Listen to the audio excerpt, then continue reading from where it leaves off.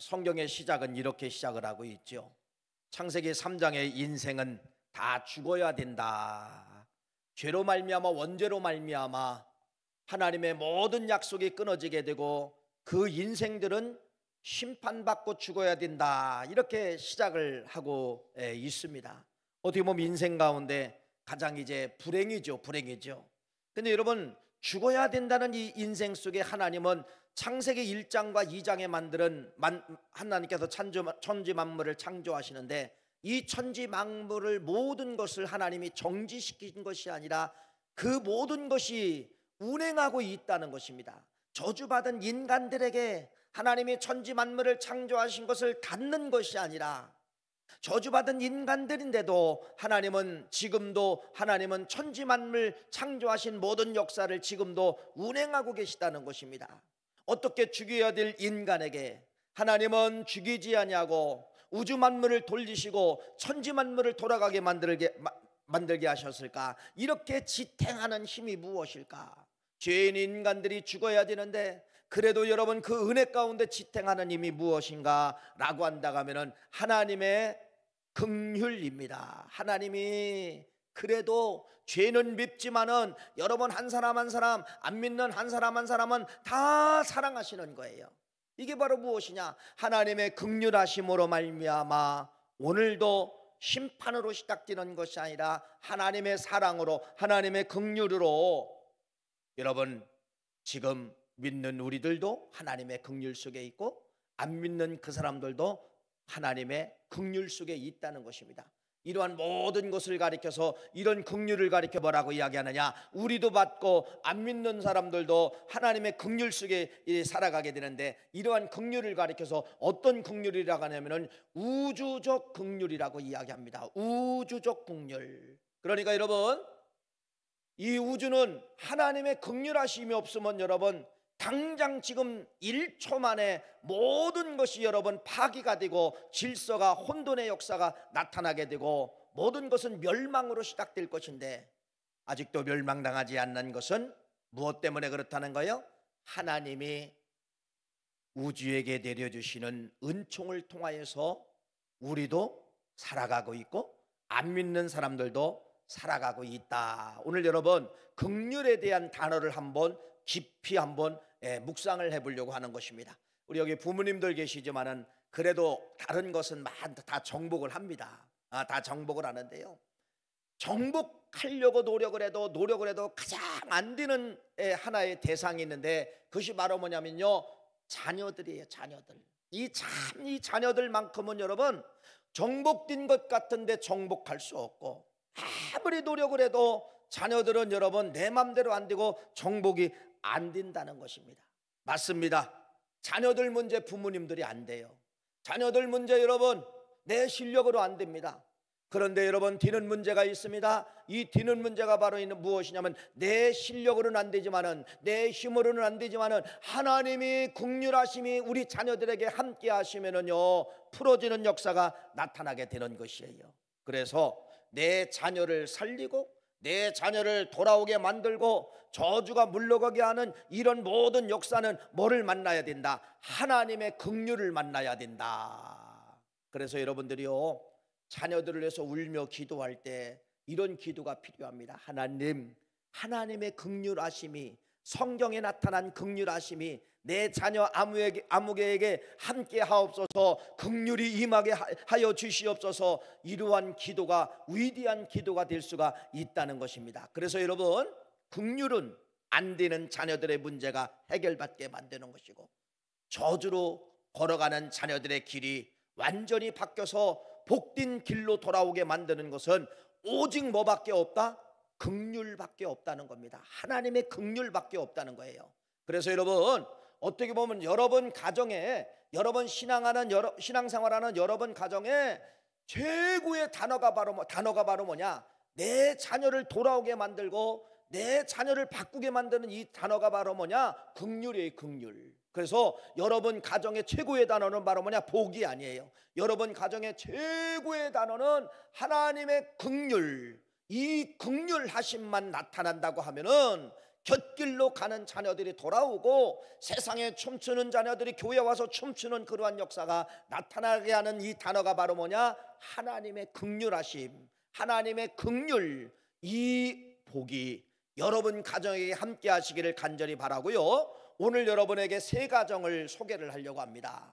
이 세 가정은 다 하나님의 긍휼하심으로 말미암아 자녀들이 회복이 된 이야기를 여러분에게 말씀을 드리려고 하는 거예요. 그러니까 이 세 가지 이야기를 다 자녀들 일으킨 거니까요. 자녀들 돌아오게 만든 거니까요. 자녀들 살게 만드는 거니까요. 그러니까 여러분 걸로 만들어야 된다는 것입니다. 욕심내십시오. 저 가정이 저렇게 저주를 받아야 되는데 하나님의 긍휼하심을 통하여 저 자녀들이 다 돌아왔구나, 저 자녀들에게 하나님의 축복의 메시지가 내려왔구나, 이러한 것이 성경에 기록되어져 있다는 것입니다. 첫 번째로 여러분, 하나님의 긍휼이 내려와 가지고 자녀가 회복된 가정 한 가정이 있어요. 이 가정이 어떤 가정이냐면은 구약 성경에 보면은 호세아라고 하는 이 가정이에요. 호세아는 하나님의 선지자입니다. 하나님의 선지자이면서 이스라엘 백성들에게 하나님의 메시지를 가지고서 전하는 사람이에요. 오늘날로 말하면 사역자, 오늘날로 말하면 목사 이렇게 이야기할 수가 있지요. 맞습니다. 이런 가정에게 저주가 임했다는 겁니다. 어떤 저주가 임했느냐? 자식에게 저주가 임한 거예요. 자식에게 저주가 임한 거예요. 그래서 여러분, 자녀가 태어납니다. 자녀가 태어나는데 이렇게 말합니다. 고멜이 또 임신하여 딸을 낳음에 여호와께서 호세아에게 이르되 그의 이름을 로루하마라 하라. 로루하마라 하라. 하나님이 이름을 주어줬는데요, 로루하마, 이게 바로 뭐예요? 노루하마라고 하는 건 이거예요. 하나님의 긍휼이 떠났다. 하나님의 긍휼이 떠났다. 나 네 가정 싫어. 나 네 자녀들 싫어. 나 네 자녀들 안 볼 거야. 나 네 자녀들에 관심도 없어. 하나님의 긍휼이 떠났다라고 하는 이러한 무서운 저주의 자식이 태어나게 된 것이에요. 두 번째, 자식이 또 태어나게 됩니다. 고멜이 누로아마를 줬던 후에 여호와께서 이르시되 자녀가 또 태어나는데 그 이름을 로암미라 하라. 로암미라고 하라. 로암미라고 하는 뜻은 바로 뭐냐? 내 백성이 아니라는 거, 내 자식이 아니라는 거. 하나님이 그러는 거예요. 내 자식이 아니다. 여러분, 이름 속에 비춰지는 이 이름을 여러분 한번 묵상해 보세요. 좋은 거예요, 나쁜 거예요? 저주죠, 저주. 하나님의 긍휼이 여기지 않겠다. 그 자식은 내 자식이 아니다. 내 백성이 아니다. 여러분, 이렇게 이 호세아라는 이 자녀에게 두 명이나 하나님의 어떻게 보면은 여러분 저주의 이름이 내려온 거예요. 저주의 이름이 내려온 거예요. 그런데 이러한 저주의 이름이 바뀌어집니다. 어떻게 바뀌어지느냐? 하나님의 긍휼하심이 함께하니까, 하나님의 긍휼하심이 이 가정에 함께하니까, 이 자녀들에게 함께하니까 완전히 이제 바꿔지는 것이에요. 그래서 이 자녀들의 이름이 뭐가 싹 잘라지냐면 여러분, 저주의 이름인 로자가 싹 사라지는 거예요. 로자가 싹 잘라져 버리는 거예요. 그게 뭐 때문에 그런 건가요? 호세아서 1장 11절과 2장 1절 말씀을 같이 연결해서 한번 읽어보겠습니다.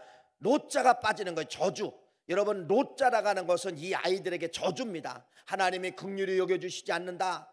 로자가 여러분 빠져야 되는데 로자가 함께하면 여러분 저주가 임한 거예요. 한번 읽어봅시다. 시작. 이에 유다 자손과 이스라엘 자손이 함께 모여 한 우두머리를 세우고 그 땅으로부터 올라오니 이스라엘의 날이 클 것임이니라. 2장 1절. 너희 형제에게는 암미라고 너희 자매에게는 루하마라 하라. 1장 11절 말씀을 통하여서 2장 1절 말씀이 그 아이들의 자녀들의 이름이 싹 바꿔버린 거예요. 어떻게 바꿔지느냐? 로루하마라는 이 아이의 이름을 루하마라고 해라. 앞에 뭐가 사라지느냐? 로자가 사라진 거예요. 로암미가 암미라고 해라. 뭐가 사라진 거예요? 로자가 사라졌다는 겁니다. 이 로는 저주예요. 저주. 안 된다, 돌아보지 않는다, 부정어예요. 부정어. 그런데 이 아이들의 이름이 2장 1절을 시작을 하면서 이 부정어인 노자가 다 사라졌다는 겁니다. 다 사라졌다는 거예요. 여러분, 도대체 어떻게 해서 이 롯자가 사라졌는가가 1장 11절 말씀에 말씀하고 있는 것인데, 그것이 바로 뭐냐, 한 우두머리를 세우고 저주받은 가정에, 저주받은 자녀들 가정에 한 우두머리를 세웠다는 겁니다. 이게 바로 뭐냐, 왕이에요. 신약으로 말하면 메시아예요. 조금 더 우리의 언어로 바꾸자면 여러분, 이 가정에 예수의 불이 함께했다는 겁니다. 성령의 불이 함께했다는 것입니다. 메시아가 역사했다는 것이에요. 그러니까 이 자녀들이 뭐를 붙잡았다는 거냐, 여러분, 한 우두머리를 붙잡았다는 거예요. 신약으로 말하면 여러분, 메시아를 붙잡았다는 거예요. 신약으로 말하면 여러분, 예수를 만났다는 거예요. 신약으로 말하면 여러분, 이 자녀들이 성령을 받았다는 거예요. 성령을 받았다는 거예요. 예, 이걸 이야기를 하고 있죠. 여러분, 그래서 이 자녀들이 성령 받고 예수 만나고 완전 저주의 롯자가 이 자녀들에게서 이름이 싹 빠져나간 겁니다. 싹 빠져나간 것이에요. 그래서 여러분, 호세아 가정은 자녀들이 저주의 자녀가 태어났는데, 이제는 여러분 그 이름을 누하마라게라, 뭐라고 이야기하느냐, 하나님의 긍휼히 여겨주시리라, 안미라고 해라, 내가 은혜를 너에게 베풀어 주리라. 이렇게 여러분 완전히 인생이 뒤바뀐 역사가 호세아라는 이 말씀을 통하여서, 선지자 말씀을 통하여서 우리에게 말씀을 하고 있다는 것입니다. 여러분, 여러분의 자녀 내 마음대로 돼요, 안 돼요? 안 됩니다. 그런데 중요한 건 있어요. 여러분의 자녀들에게 안 되지만은 되게 하는 방법이 있어요. 저주의 롯자가 떠나게 하는 방법이 있어요. 뭐밖에 없느냐, 한 우두머리를 만나게 하는 것입니다. 그게 바로 뭐예요? 자녀들에게 여러분 예수를 소개해야 됩니다. 자녀들을 예수를 만나게 해야 됩니다. 자녀들에게 예수를 떠나면 여러분 멸망의 길로 가지만은, 자녀들에게 예수를 붙잡으면 여러분 멸망의 롯자가 따라다녀도 롯자가 사라지는 그러한 역사가 나타나게 되는 것이에요. 그게 왜 그러냐, 이건 호세아 말씀이지만은 빌립보라는 말씀에 보면은 예수님이 누구냐 이걸 소개하고 있어요. 빌립보서 2장 8절 9절 말씀에 보면은, 그러므로 하나님이 그를 지극히 높여 모든 이름에 뛰어난 이름을 주사 하늘에 있는 자들과 땅에 있는 자들과 땅 아래에 있는 자들로 모든 무릎을 예수의 이름에 꿇게 하시고, 세상에는 존재하는 모든 것이 있어요. 뭐 미생물도 있고 생물도 있고, 여러분 보이지 않는 여러분 악한 영도 있고, 여러분 힘이 센 조직도 있고, 어떤 거 있다 할지라도 하늘에 있는 것이나 땅에 있는 것이나 바닷속에 있는 것이나 땅속에 있는 것이나 어떤 것도 예수의 이름 앞에는 뭐하게 만드느냐, 더 굴복하게 만든다는 거예요. 그러니까 여러분, 우리 자녀들이 예수만 만나면은 여러분 지긋지긋하게 따라다녔던 저주의 롯자가, 부정의 롯자가 뭐하게 되느냐, 다 도망가는 역사가 나타나게 되는 것이에요. 이런 것이 여러분 가정에 있기를 간절히 축원합니다. 그래서 하나님의 은총이 함께해야 되는데, 여러분 하나님의 긍휼하심이 함께해야 되는데, 내 자녀들이 뭐를 만나게 해야 된다? 반드시 내 자녀들이 누구를 만나게 해야 된다? 예수님을 만나게 할 수 있도록 여러분들이요 그것만 하시면 되는 거예요. 자녀들을 정복하려고 하면 안 돼요. 울며 불며 기도하는 거예요. 눈물의 기도는 여러분 자녀들을 바꿔냅니다. 어머니의 눈물의 기도를 통하여 자녀들이 돌아오게 만듭니다. 그래서 반드시 여러분의 자녀들이 예수를 만나게 하는 그러한 역사가 있기를 간절히 바랍니다. 그러면 사망의 롯자가 떨어지는 거예요. 실패의 롯자가 도망가는 거예요. 여러분 모든 악한 롯자가, 병마의 롯자도 사라지게 하는 모든 역사가 예수의 이름 앞에 무릎 꿇는 그러한 역사가 나타나게 된다라고 성경은 우리에게 말씀하고 있는 것입니다. 그래서 예수 믿으면은, 예수 믿는 자녀들에게는 여러분 롯자가 따라다니지만은, 롯자가 이길 듯 하지만은 절대로 마지막은 롯자가 이길 수가 없다고 하는 것을 말씀을 드립니다. 그래서 하나님의 긍휼하심이 우리 자녀들에게 복음의 예수를 만나고 복음의 신앙을 만날 수 있도록 여러분들이 눈물을 흘리며 기도하시면은 반드시 그 자녀들은요 위기 때, 여러분 이 자녀들의 약점이 있어요. 자녀들은요 뭔가를 실패하고 위기가 찾아오면은요 1번 누구한테 전화하나 보세요. 누구한테? 친구가 아니에요. 엄마한테 먼저 전화합니다. 엄마 나 이렇게 됐어. 엄마 이렇게 전화하는 거예요. 자녀들은 여러분 실패할 때 기도하는 어머니를 그리게 되는 것입니다. 자녀들은 실패할 때 기도하는 부모님을 그림을 그리게 되는 것이에요. 그래서 여러분의 눈물의 기도가 그래서 필요한 거예요. 그래서 여러분 기도하는 어머니가 필요한 거예요. 그래서 기도하는 여러분 아버지가 필요한 것이에요. 기도하는 부모의 자식들은 그래서 여러분 절대로 망하지 않고 그 눈물의 기도를 통하여 자녀들에게 하나님의 긍휼하심이 나타나게 되는 것이에요. 긍휼하심이 나타나게 되어서 자녀들이 예수 믿지 않지만은 여러분 그 옆에 예수 믿는 사람들을 만나게 해주시는 거예요.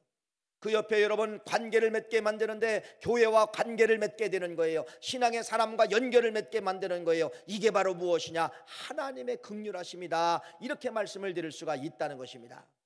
두 번째는 여러분 한 가정을 또 소개합니다. 이 가정은 여러분 모세의 가정이에요. 모세의 가정이에요. 모세는 여러분 어려서 불행한 시기에 태어났습니다. 왜 불행한 시기에 태어났냐면은 이때 당시 모세가 태어난 곳이 어디냐면 여러분 애굽이라는 나라예요. 애굽이라는 나라인데 이 바로라는 왕이 강경 정책을 씁니다. 이 히브리 사람들은 이스라엘 사람들은 자녀를 낳기만 하면 쑥쑥 낳는 거예요. 그러니까 뭐 이 노예로 들어왔던 이 자녀들이요 막 애굽을 정복할 정도로 수없이 태어나게 되는 겁니다. 그래서 여러분 이 바로가 강경 정책을 펼치게 되는데 누구든지 히브리 사람이 나오면은 태어나면은 남자아이들은 다 죽여라. 산파들에게 명령을 내렸어요. 그래서 이 산파들은 아이를 받다가 히브리 산모에게 아이를 받다가 남자아이가 태어나면은 할 수 없어요. 죽여야 돼요. 이게 법입니다. 이게 법입니다. 그런데 여러분 모세가 이러한 시기에 태어났어요. 그의 어머니는 더 이상 키울 수가 없습니다. 그래서 결정을 하는 것입니다. 죽든지 살든지 하나님 뜻에 맡깁니다. 그래가지고 역청 바구니에다가 역청을 칠해가지고 여러분 나일강에다가 갈대와 갈대 사이에다가 이 역청을 칠한 이 바구니를 아이를 그 속에 집어넣고 여러분 묶어놓은 거예요. 여러분 신생합니다. 어머니 품속에 있어도 이 아이는 웁니다. 근데 이 어머니 품을 떠난 거예요. 여러분 밤에 얼마나 공포스럽습니까? 날씨가 얼마나 춥습니까? 풀벌레 소리가 얼마나 무섭습니까? 고요하게 들렸던 풀벌레 소리도 이 아이에게는 공포의 소리로 들리게 되는 거예요. 그 밤에 이 아이가 어쨌든 이겨 넘어갔습니다. 무서운 밤을 넘어갔어요. 그런데 이게 웬일입니까? 이 아이가 느끼는 직감이 있잖아요. 신생아래도 사람의 소리가 나는 거예요. 어서 사람의 소리가 나는 거예요. 아마 이 아이는 여러분 절규하면서 울었을 것입니다. 여러분 그 울음소리는 바로 뭐냐? 배고파서 우는 것이 아니에요. 그 옆에 사람이 누가 있습니까? 나를 좀 살려주세요 하면서 여러분 울었을 것입니다. 자녀를 키워봤지요. 아이들을 키워다 보면은 여러분 아이들의 울음소리가 다 달라요. 배고플 때 하는 울음소리가 다르고, 아니면 배변을 해서 배변을 치워달라는 울음소리가 다르고, 어디가 아팠을 때 하는 울음소리가 다 다르잖아요. 맞습니다. 이 모세는 여러분 울며불며 응애를 찾으면서 그 소리는 나를 살려주세요, 나를 살려주세요. 그랬을 때 바로의 공주가 목욕하러 왔다가 이 아이를 발견하게 된 것입니다. 히브리 아이예요. 죽여야 돼요. 법으로 죽여야 돼요. 근데 여러분 그 아이의 울음소리가, 그 울음이 얼마나 여성의 모성을 자극했는지, 나를 좀 살려주세요, 나를 좀 살려주세요. 그래서 여성인 이 바로의 공주가 할 수 없이 히브리 아이지만은 죽이지 아니하고 이 아이를 데려다가 궁궐에서 양육하고 나중에 뭐가를 만드느냐? 왕자를 만들게 되는 것이 이게 모세의 이야기입니다. 여러분, 그래서 이 모세라고 하는 이 DNA는 바로 뭐냐? 눈물이 있어요. 눈물을 통하여 바로의 공주를 자극하고 바로의 공주를 통하여 긍휼을 베풀고 말미암아 여러분 애굽 궁궐에 들어가서 자라나게 만들게 되었다는 것입니다. 이것이 여러분 모세가 가지고 있는 눈물의 DNA예요. 그런데 나중에 이 모세가 이제 자라나게 되죠. 모든 배경 다 잘라내고 나중에 이스라엘 민족의 이제 리더자가 돼서 애굽에서 이스라엘 백성들을 구원해 내잖아요. 광야에 들어왔습니다. 광야에 들어왔는데 이 구출해 있는 이스라엘 백성들이 오합지졸이에요. 말을 안 들어요. 줄 때만 받을 때만 하나님 찾는 것 같고 하나님 감사합니다 이렇게 하지만 여러분 먹는 것이 끊어지고 그러면 또 불평을 내포하는 거예요. 불평으로 끝나는 것이 아니라 이들이 여러분 하나님이 제일 싫어하는 가증한 신들을 섬기는 거예요. 우상을 섬기는 것이에요. 하나님의 계획이 수정이 됩니다. 이스라엘 백성들을 내가 진멸하리라, 심판하리라, 없애버리라. 하나님이 모세에게 그렇게 이야기합니다. 여러분 이랬을 때 이 모세는 어떻게 합니까? 여러분 모세가 가지고 있었던 그 어렸을 때 그 나일강에서 눈물을 흘렸던 눈물 있지 않습니까? 네, 하나님 앞에 눈물을 흘리며 호소하는 것입니다. 하나님 차라리 나를 생명록책에 지워주고 이 백성들을 구원해 주세요. 이 백성을 구원해 주세요. 눈물을 흘리며 하나님 앞에 애원합니다. 눈물을 흘리며 하나님 앞에 호소합니다. 그랬을 때 하나님의 긍휼하신 역사가 내려오는 것이에요. 그 긍휼이 바로 무엇이냐? 하나님의 계획이 수정이 된 것입니다. 하나님이 이스라엘 백성들을 진멸하겠다는 것이 여러분 모세의 눈물의 기도를 통하여서 뭘로 바뀌어지게 되느냐? 다시 생명으로 바뀌어지게 된 것이에요. 그래서 이스라엘 민족이 광야 땅에서 모세의 눈물의 기도를 통하여서 생명을 연장받는 이야기가 광야 생활을 통하여 우리에게 말씀을 하고 있다는 겁니다. 맞습니다. 여러분 하나님의 긍휼이 우리 자녀들에게 언제 내려오느냐? 하나님의 여러분 자비하신 것이 여러분 언제 내려오느냐? 맞습니다. 여러분의 부모님들이 모세처럼 눈물을 흘리며 애원하고 애통할 때 하나님의 긍휼하심의 인지하심의 역사가 자녀들에게 나타나게 되는 것을 볼 수가 있는 것이에요. 그래서 두 번째로 모세를 통하여서 눈물은 뭐를 만나게 되느냐?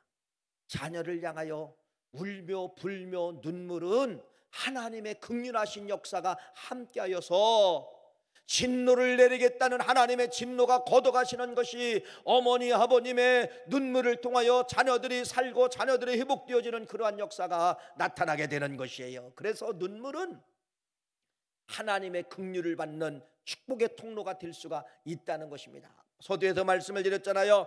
자녀들 안 됩니다. 안 돼요. 뭐만 되느냐? 하나님의 긍휼하심만 있어야, 하나님의 긍휼하신 역사만 있어야 바꿔지는 역사가 나타나게 되는 것이에요. 자녀를 위해서 우십시오. 자녀를 위해서 눈물을 흘리십시오. 모세의 DNA처럼 모세의 눈물을 끄집어내십시오. 나일강의 눈물을 끄집어내십시오. 그 자녀들 반드시 하나님의 긍휼하신 역사가 어느 곳에 있든지, 해외에 나가 있든지, 군에 가 있든지, 사업을 하든지, 직장에 다니든지, 여러분 그 아이 속에, 자녀들 속에 하나님의 긍휼하신 역사가 나타날 줄 믿습니다. 세 번째로 여러분 야곱이라는 인생을 통하여 하나님의 긍휼을 만날 수가 있다는 것입니다. 잘 아시는 것처럼 야곱, 여러분 야곱은요 조건 자체가 어떠한 족장이 될 만한 조건이 없었죠. 첫째는 야곱은 장자가 아닙니다. 차자입니다. 조건이 안 맞아요. 그런데 누구의 실력으로 3대 족장을 이어나가게 되느냐? 누구의 실력으로 여러분 장자권을 획득하고 아버지 이삭을 통하여 축복권까지 가로채게 되느냐? 어머니 실력으로, 어머니의 실력으로. 이 야곱이가 안 되지만은 이스라엘 나라의 3대 족장으로 들어가게 되는 그러한 역사는 어머니의 실력으로 됐다는 겁니다. 어머니의 실력으로. 안 되는 자녀예요. 도저히 불가능해요. 세상의 숫자를 따져봐도 안 돼요. 세상의 이치를 따져봐도 안 돼요. 야곱이라는 인생이 그래요. 그런데 됐다는 겁니다. 뭐 때문에 됐을까요? 어머니의 끈질긴 노력, 어머니의 끈질긴 모진 노력을 통하여서 야곱이라는 인생이 여러분 이스라엘 나라의 3대 족장이 되는데, 그래서 이제 어머니가 장자권까지 뺏게 만들고 팥죽 한 그릇에 아버지 이삭을 통하여 억지로 축복기도 받게 만들고, 그래서 이 이삭이를 그냥 이 야곱이를 그냥 있으면 여러분 안 되잖아요. 형 에서에 의해서 싸움이 일어나잖아요. 그래서 이 야곱이를 어디로 보내게 되느냐? 임시로 외삼촌 댁으로 보내게 되는 것이에요. 외삼촌 댁으로. 그래서 어머니가 다 알려줍니다. 외삼촌 댁이 바다나라입니다. 가는 길은 이렇게 이런 길로 걸어서 가라. 그래서 야곱에게 여러분 가라고 지시를 해주는 거예요. 어머니는 같이 가지 못하는 겁니다. 근데 여러분, 이 야곱이가 걸어가는 그 길 속에 첫날 밤이 찾아오게 된 거예요. 첫날 밤이 찾아와서 유숙을 하게 된 것이에요. 그것이 어디냐? 베델이라는 곳인데 거기서 유숙을 하게 된 것입니다. 이쪽에서는 어머니가 뭐 했을까요? 혼자 보낸 이 야곱이를 향하여 어머니는 눈물을 흘리며 기도했을 것입니다. 하나님, 우리 아이가 광야의 길을 걸어갑니다. 밧단 아람까지 가야 되는데 하나님, 오늘 이 밤에 어디서 자랄지 모르지만은 하나님, 우리 아이를 지켜주세요. 하나님, 우리 아이의 생명을 지켜주세요. 하나님, 우리 아이의 짐승의 위험에서 지켜주세요. 강도의 위험에서 지켜주세요. 밤새 이 어머니가 누구를 위해서 기도했을까요? 야곱을 위해서 기도했습니다. 야곱을 위해서 기도했어요. 그런데 이게 웬일입니까? 여러분, 창세기 28장 말씀해 보니까 이쪽에서는 어머니가 기도할 때 여러분 그 야전에서 여러분 첫날 밤을 자게 되는데 그 밤에 그곳에서 뭐가 내려오게 되느냐? 하나님이 내려오게 되신 거예요. 하나님이 내려오셔서 이렇게 말씀을 합니다. 꿈에 본즉 사닥다리가 땅 위에 서 있는데 그 꼭대기가 하늘에 닿았고, 또 본즉 하나님의 사자들이 그 위에서 오르락 내리락 하고, 또 본즉 여호와께서 그 위에 서서 이르시되, 하나님의 신탁, 하나님이 내려오셨다는 겁니다. 혼자 자고 있는 이 야곱에게 내려오셔서 하나님이 직접 야곱에게 말씀하는 것이에요. 나는 여호와니라, 너의 조부 아브라함의 하나님이요 이삭의 하나님이라. 네가 누워있는 땅을 내가 너와 네 자손에게 주리라 라고 이야기하면서, 여러분, 야곱이가 첫날 밤을 자는데 여러분 하늘문이 열리고 뭐가 내려온 거예요? 하나님이 직접 하감하셔서 하나님이 직접 야곱에게 말씀하는 겁니다. 내가 너를 복주리라. 나는 누구냐? 네 할아버지의 하나님이요 네 아버지의 하나님이라. 네가 동쪽과 서쪽과 북쪽으로 남쪽으로 퍼져갈지며 땅의 모든 족속이 너와 네 자손으로 말미암아 복을 받으리라. 야곱아, 내가 너에게 복을 주리라. 이게 내려온 거예요. 기도하는 어머니의 자식, 그래서 망하지 않는 거예요. 기도하는 어머니의 자식, 야곱처럼 꾀가 많고 교활하고 세상 인본주의 중심이라 할지라도 이쪽에서 기도하는 여러분 어머니를 통하여서, 리브가 어머니를 통하여서 여러분 험난한 고지에 있는 그 야곱에게 하나님이 내려와 말씀하시고 축복의 말씀까지 내려주시는 것이에요. 얼마나 멋집니까? 이랬을 때 야곱이도 깜짝 놀랐어요. 왜? 여러분, 그 첫날 밤 여러분 유숙을 하게 되는데, 돌을 베개 삼아서 유숙을 하게 되는데 하나님이 내려오셔서 야곱에게 그런 축복의 말씀을 내려주시니까 야곱이도 깜짝 놀란 거죠. 그래서 야곱이가 뭐라고 했느냐? 서원을 해버린 겁니다. 약속을 한 거예요. 하나님, 이렇게 내가 하겠습니다. 그것이 바로 무엇이냐? 창세기 28장 21절 22절 말씀이에요. 한번 두 절 말씀을 한번 읽어볼까요? 시작. 내가 평안히 아버지 집으로 돌아가게 하시오면 여호와께서 나의 하나님이 되실 것이요 내가 기둥으로 세운 이 돌이 하나님의 집이 될 것이요 여호와께서 내게 주신 모든 것의 10분의 1을 내가 반드시 하나님께 드리겠나이다 하였더라. 야곱이 서원했습니다. 하나님, 나를 살려서 다시 이곳으로 하나님 돌아오게 하면은 내가 반드시 여기다가 하나님 집을 지어 드릴게요. 그리고 11조도 드릴게요. 이렇게 야곱이 서원을 해버린 거예요. 서원했어요. 그런데 여러분, 이제 아시는 것처럼 다 자르고 20년 만에 야곱이가 이제 돌아오죠. 외삼촌 댁에서 여러분 자녀도 얻고 많은 재산도 얻고 거부가 되어서 야곱이 이제는 이스라엘 나라로 돌아왔습니다. 그러면 여러분, 야곱이가 어디로 가야 돼요? 어디로 가야 되죠? 서원한 땅으로 가야 돼요. 베델 땅으로 가야 돼요.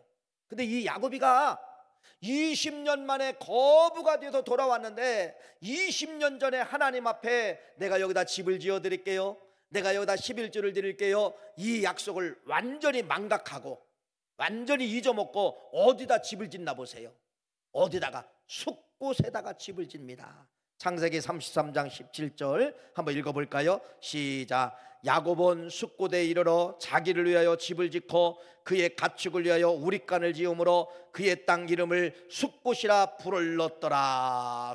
숲곳에서 하나님의 집을 지어진 것이 아니라 자기를 위해서 집을 짓고 동물들을 위해서 집을 짓고 그곳 이름을 뭐라고 했더라? 숲곳이라 이름을 하였더라. 여러분, 지금 뭐가 다른 거예요?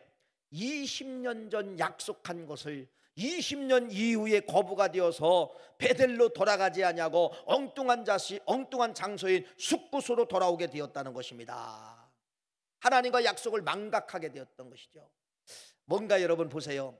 약속을 이행하지 않는다, 아니면 엉뚱한 곳에 가서 집을 지었다. 뭔가 여러분 그림이 좀 이상하지 않습니까? 맞습니다. 이상한 그림이 그려지게 되는 것이에요. 하나님 앞에 서원한 이 야곱이가 여러분 엉뚱한 곳에서 집을 지었을 때 이때부터 어떤 역사가 일어나냐? 피비린내가 나는 역사가 나타나게 되는 거예요. 자기 딸이 여러분 당합니다. 창세기 34장 1절 2절 말씀 읽어볼까요? 이렇게 말씀합니다. 시작. 레아가 야곱에게 낳은 딸 디나가 그 땅 딸들을 보러 나갔더니 히위 족속 중 하몰의 아들 그 땅의 추장 세겜이 그를 보고 끌어다가 강간하여 욕되게 하였더라. 딸이 당합니다. 이 광경을 보고 여러분 야곱의 자녀들이 그냥 놔두지 않는 것이에요. 그것이 바로 무엇입니까? 34장 25절 27절 말씀, 피가 일어나고 있습니다. 읽어보세요. 제3일에 아직 그들이 아파할 때에 야곱의 두 아들 디나의 오라버니 시몬과 레위가 각기 칼을 가지고 가서 몰래 그 성읍을 기습하여 그 모든 남자를 죽이고 칼로 하몰과 그의 아들 세겜을 죽이고 디나를 세겜 집에서 데려오고 야곱이 여러 아들의 그 시체에 있는 성읍들로 가서 노략하였으니 이는 그들의 누이를 더럽힌 까닭이라. 쑥대밭이 됐어요. 엉뚱한 곳에 숲곳에 가서 정착함으로 말미암아 말 그대로 이 가정이 피를 보고 쑥대밭이 됐다는 겁니다. 쑥대밭이 됐다는 것입니다. 어떻게 해야 돼요? 여러분, 피는 피로 끝나게 되어 있지요. 그런데 여러분, 이 야곱의 어머니가 누구냐면 리브가예요. 리브가는 여러분 평생을 눈물을 흘리며 자식을 자식을 위해서 기도하는 어머니 아닙니까? 보세요. 눈물의 어머니 자식들이 망하는가 보세요. 성경은 여러분 그걸 우리에게 알려주고 있어요. 눈물을 흘리며 기도하는 어머니의 자식은 안 되는 것처럼 보이고 피를 만나고 가정이 무너지는 것처럼 보이지만은 여러분 위기 때 뭐가 내려오게 되느냐? 하나님의 긍휼이 내려오게 된다는 것입니다. 하나님의 은총이 내려오는 거예요. 아니 그 은총이 바로 뭐예요?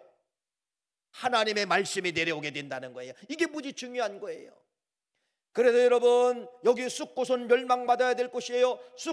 숲곳이라는 이 지역은 여러분 피를 보는 장소예요. 그래서 하나님이 이 피를 제거하는 방법, 네가 사는 방법을 제시하게 되는데 그것이 바로 뭐냐?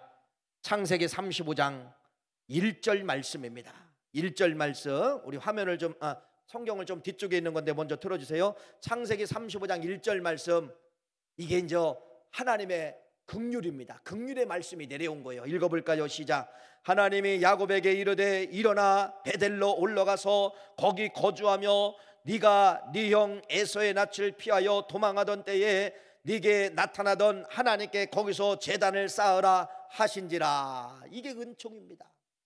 하나님이 뭐를 알려주는 겁니까? 하나님이 사는 길을 알려주는 거예요. 하나님이 사는 길은 바로 뭐냐? 야곱아, 네가 20년 전에 이곳에다가 베델에다가 하나님의 집을 짓고 네가 11조를 드린다고 했잖아. 네가 사는 길은 빨리 베델로 가는 거야. 빨리 베델로 올라가. 여러분, 하나님의 자기가 결단한 거 아니에요. 자기가 결정한 게 아니라 이게 긍휼입니다. 하나님의 긍휼하심이 메시지를 통하여서 그 자식에게 알려준 거예요. 야곱에게 사는 길을 하나님이 알려주신 거예요. 그래도 기도하는 어머니의 자식은 망하는 것처럼 보여도, 피를 본 것처럼 보여도, 여러분 피 앞에 죽음처럼 보여도 반드시 뭐가 내려오냐? 하나님의 긍휼하신 메시지가 내려오게 된다는 겁니다. 이렇게 직접 메시지가 내려올 때도 있고, 믿음의 사람이 옆에서 훈계를 할 때가 있고, 믿음의 사장님을 통하여서 훈계, 믿음의 동료를 통하여 훈계, 이런 것이 내려올 수가 있다는 거예요. 그래서 하나님이 너 사는 길은 어디로 가라는 거예요? 20년 전에 약속한 땅으로 가라. 베델로 가라. 베델로 가라. 야곱이가 결정합니다. 창세기 35장 3절 말씀 읽어보세요. 시작. 우리가 일어나 베델로 올라가자. 내 환난 날에 내게 응답하시며 내가 가는 길에서 나와 함께 하신 여호와께서 내가 거기서 제단을 쌓으려 하노라 하매 할렐루야. 그러면서 이 야고보가 결단합니다. 인본주의로 받았던 거, 인본주의를 섬겼던 거, 우상을 섬겼던 거 모든 가족들에게 다 명령해서 다 가지고 와라. 하나님이 가증하게 여기는 거 다 가지고 와라. 그래서 여러분 결단하는 거예요. 35장 4절 말씀이에요. 읽어봅시다. 시작. 그들이 자기 손에 있는 모든 이방 신상들과 자기 귀에 있는 귀고리들을 야곱에게 주신지라 야곱이 그것들을 세겜 근처 상수리 나무 아래 묻고, 할렐루야, 묻고 다 묻어버렸어요. 하나님이 가증하게 하는 걸 여러분 숫꽃 땅에다 다 묻어버렸어요. 베델은 신성한 땅이기 때문에 거기 그런 거 가져가면 안 돼요.